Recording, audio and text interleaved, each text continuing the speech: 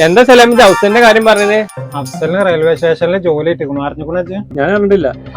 ഇവിടെ കാരണവര് പറഞ്ഞപ്പോഴാണ് ഞാൻ അറിയുന്നു. അപ്പൊ എന്തോ പോവാത്തര. പിന്നെ എനിക്ക് കേട്ടെടുത്ത് പയച്ചിടൊന്നുമില്ലല്ലോ. ആള് മാറിയിക്കണോ എനിക്ക്? നമ്മളെ അഫ്സൽ തന്നെ കേട്ടെടുത്ത് വായിച്ചിട്ടൊന്നുമില്ല. ആ വരുന്നു അഫ്സലാ വരുന്നു. ഓ ഒരു നടത്തത്തിന്റെ ശൈലിയൊക്കെ മാറിക്കണല്ലോ. ഒന്നും മുണ്ടണ്ട.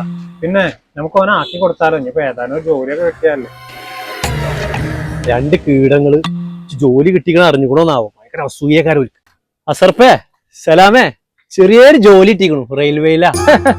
ഞങ്ങൾ അറിഞ്ഞിക്കണേ. ഞങ്ങൾ എന്നെ കൊണ്ടുപോയി തരാൻ വേണ്ടിട്ട് കാത്തിരിക്കാണ്. പിന്നെ പോകുമ്പോ ചെലവുണ്ടാവൂലേ?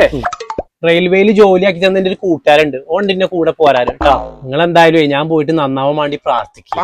നിങ്ങളെ കാലം അങ്ങനെ കജു രണ്ടാളി ബസ് സ്റ്റോപ്പിൽ ഇരിക്കും അല്ലേ? ഹലോ, ഞാൻ എന്റെ ഫോണിൽ ഒരു ലൊക്കേഷൻ വിട്ടിട്ടുണ്ട്. അതൊരു ബസ് സ്റ്റോപ്പ് കാണിക്കണില്ലേ? അവിടേക്ക് നേരെ വാട്ടോ. ആ വണ്ടി അത് വരുന്നു.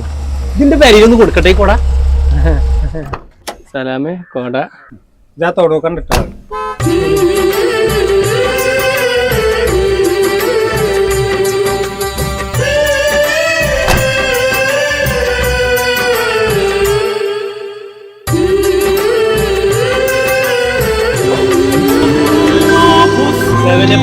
Seven up.